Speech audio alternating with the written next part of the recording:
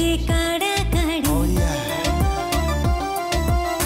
শ্বশুর বাড়ি মধুর হাড়ি বৈশালীতে কাড়াকাড়ি সব শালাদের সমাদর শালীদের যত আবদার ঘর জামাই দুলা ভাই বড় বেশি ঝামেলা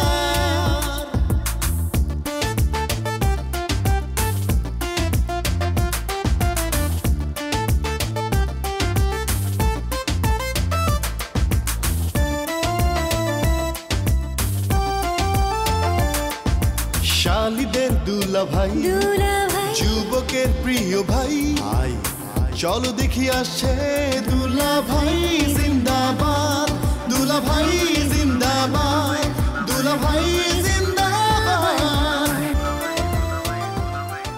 হিন্দু পাড়ার ঘোষ পাড়ার বেশ কিছু মানুষের সাথে আমার ভালো সম্পর্ক আছে। আচ্ছা আচ্ছা, এখন তুমি যদি আমার হাত দিয়ে কিছু টাকা পয়সা খরচ করতে রাজি থাকো তাহলে আমি ওগুলোকে কথা বলে দেখতে পারি।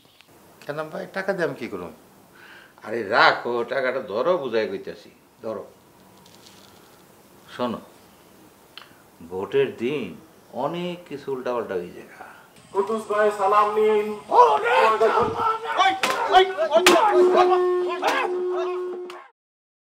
একটা আকাম করছো মানে কি আকাম করছো? করে ফেলছি।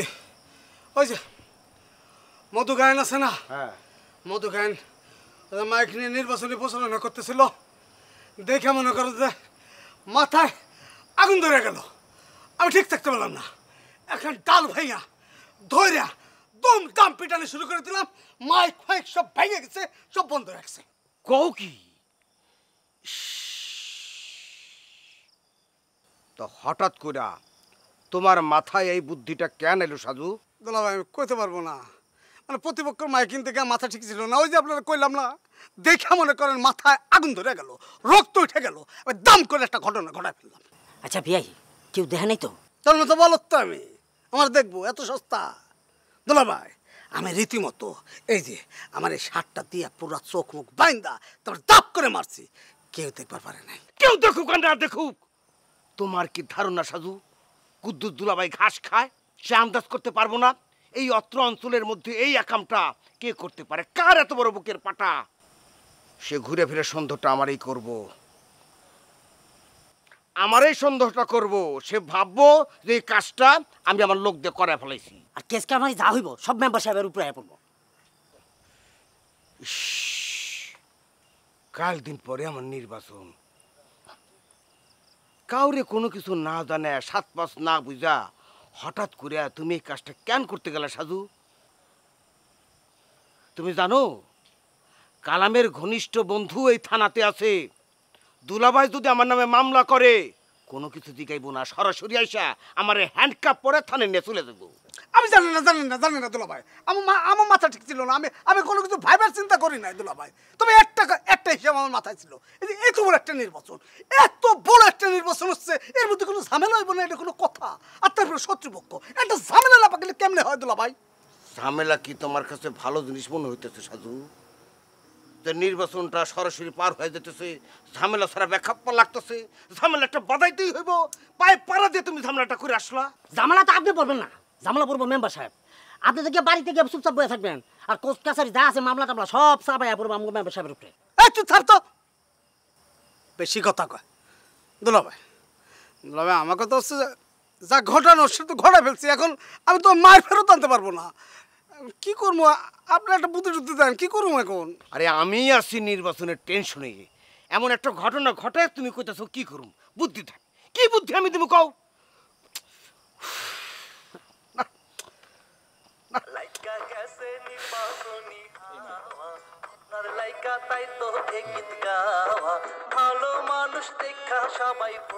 ওদিক থেকে কি শুনতেছেন? আমাদের প্রচারণার মাইক যাচ্ছে, নির্বাচনী প্রচারণার মাইক, আর উল্টা পাশে প্রতিপক্ষের যে মাইক সেটা এই সাজ্জাদ হোসেন সাধু বন্ধ করে দিচ্ছে। কিন্তু লাভ কি হয়েছে? উল্টা আমার অপমান দিচ্ছেন। আমি তো আপনার ভালোর জন্য এই সব ভালো না, ছাই করতেছো তুমি, ছাই।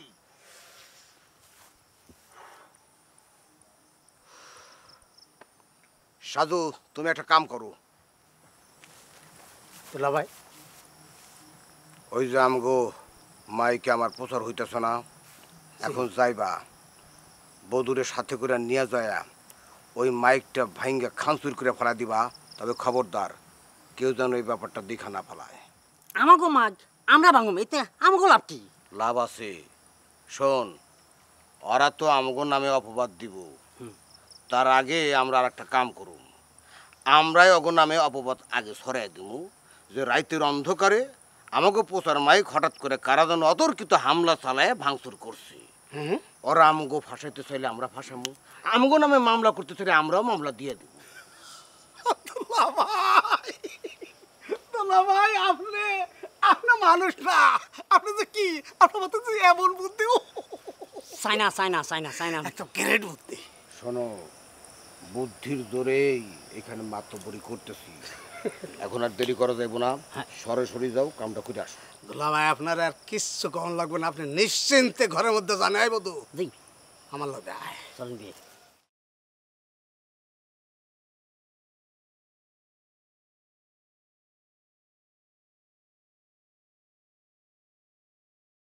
কালাম, আমি নিশ্চিত এই কাজ জোনা মেম্বার তার লোকজনদের করাইছে। কারণ প্রমাণ ছাড়া কি কেস কাজ করা ঠিক হইব? দুলাভাই, আমার মনে হয় কি আমাদের কেস কাছে যাওয়া উচিত না। আমরা তার থেকে একটা কাজ করি যে এটারে বড় করে প্রচার করি যে জুনা মেম্বার তার লোক দিয়ে আমাদের মাইক ভেঙে ফেলাইছে আর আমাদের মধুদারে আঘাত করে আহত করছে। তাইলে কলস মার্কার প্রতি মানুষের একটা সহানুভূতি তৈরি। কালাম, এটা তুমি খুব ভালো কথা কইছো। আমি ভাবতেছি কালাম অন্য কথা, জোনার লোকজন আবার এই কথা প্রচার করবো না তো, যে লোক নিজের লোকজনদের রক্ষা করতে পারে না সে জনগণের রক্ষা করবে কেমনে? দুলাভাই, জনগণ এসব কিছুই চিন্তা করবে না, কারণ জনগণ এরকম রেশারেশি আর প্রতিশোধ পরায়ণ লোকজন পছন্দ করে না। আর মাইকটা নষ্ট করলো, শেষ মুহূর্তে এসে নষ্ট করছে। আরো আগে যদি নষ্ট করতো তাহলে তো প্রচারে বিঘ্ন ঘটে যেত দুলাভাই। এ কালাম, মধুর মাথা তো অনেকখানি পারছে, ওরে তো আগে ডাক্তারের কাছে নেওয়া দরকার। হ্যাঁ, ভালো করে বলেন, আমি তো তারা বলছি, সে কোনো গুরুত্বই দেয় না। এইটুক কাটাতেই যদি ডাক্তারের কাছে যাই তাই দুলাভাই, তাইলে মাথা ফাটাফাটি হইলে কার কাছে যাবো? ঠিক আছে, জোর করে তো আর তোরা ডাক্তারের কাছে পাঠান যাবো না, তুই যেটা ভালো মনে করস সেটাই কর। দুলাভাই, হ্যাঁ, আমার একটু দক্ষিণ পাড়ার দিকে যাইতে হবে। কেন? ওই সাজিদ হঠাৎ করে যাইতে বলছে, কি বলে জরুরি মিটিং আছে। ঠিক আছে, যাও। আর মধু, তুই তাহলে বাড়ি যা।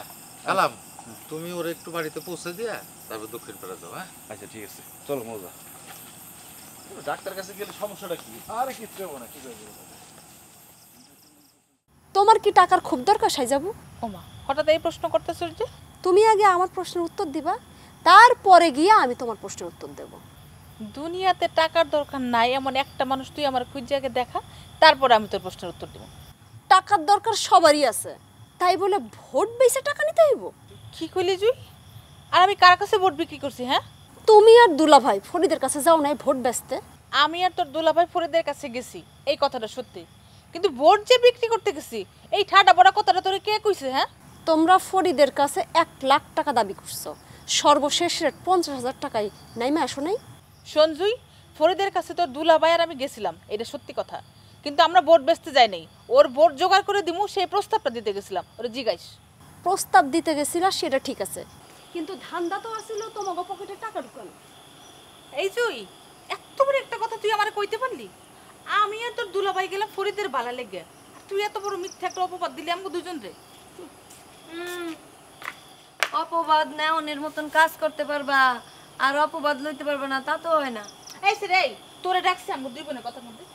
কথা কইতে আসি নাই মাই যাবো, বিস্ময় প্রকাশ করতে আইছি। হঠাৎ তোমার এমন বিস্ময় লাগলো কেন সাইজাবু? নিজের বাড়িতে একজন ক্যান্ডিডেট আছে, সবাই মিলে কোথায় চেষ্টা করবি যাতে সে জিতা যায়, তা না সবাই মিলে চেষ্টা করতেছে যাতে সে ডুইবা যায়। শোন বেলি, আমি সারা জীবন ভোট নিয়ে একটা জিনিস জানি, একটা স্লোগান আমার খুব পছন্দ, সেটা হইতেছে গিয়া আমার ভোট আমি দিমু, যারে খুশি তারে দিমু। আমি কারে ভোট দিমু কারে ভোট দিমু না এটা নিয়ে তো তোরে আমি প্রশ্ন করতে কই নাই। প্রশ্ন করতেছি না, বিস্ময় প্রকাশ করতে গিয়ে প্রশ্ন আইসা পড়ছে। তোমার বিষয় দেখা আমাকে হয়ে গেছে, তোমার যদি আর কিছু কওনের থাকে তা কও, না হইলে সসম্মানে এখান থেকে বিদায় হও। সসম্মানে তো যামই, তবে যাওনের আগে তোকে দুই বোনের একটা কথা কইয়া দেই, কোনো কারণে যদি দুলা ভাই হাইরা যায় তাইলে তোকে দুই বোনেরই ভাত কিন্তু এই বাড়ি থেকে চিরতরে উঠে যাইব। বুঝিস?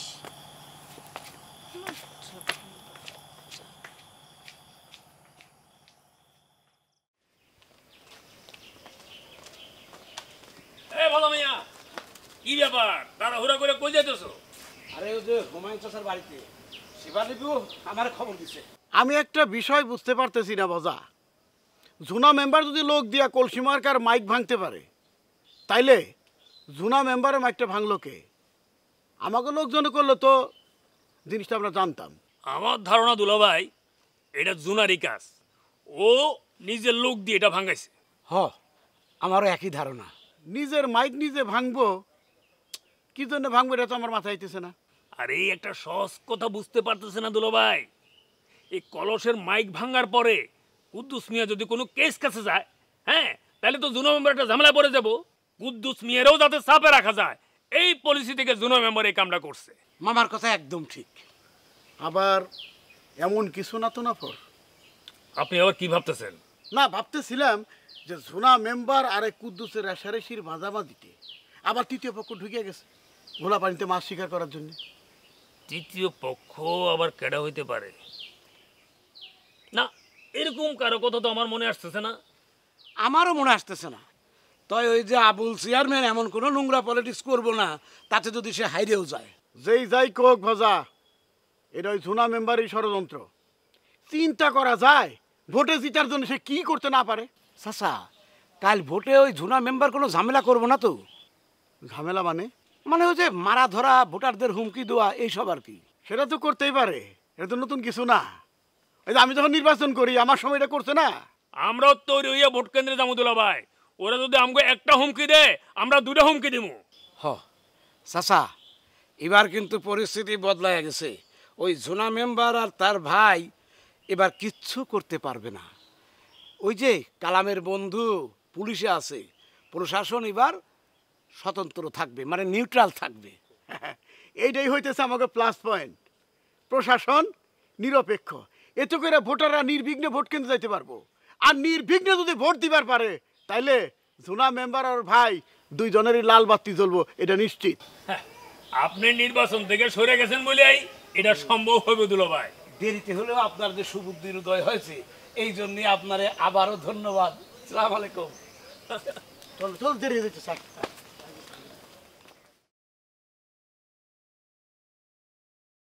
শোনেন দুলা ভাই, এতদিন আমি আপনারে অনেক বড় মনের একটা ভালো মানুষ জানতাম, কিন্তু আপনি যে সামান্য একটা ছোট্ট স্বার্থের কারণে এরকম একটা খারাপ কিছু করতে পারবেন, এটা আমার কল্পনার মধ্যে আসছিল না।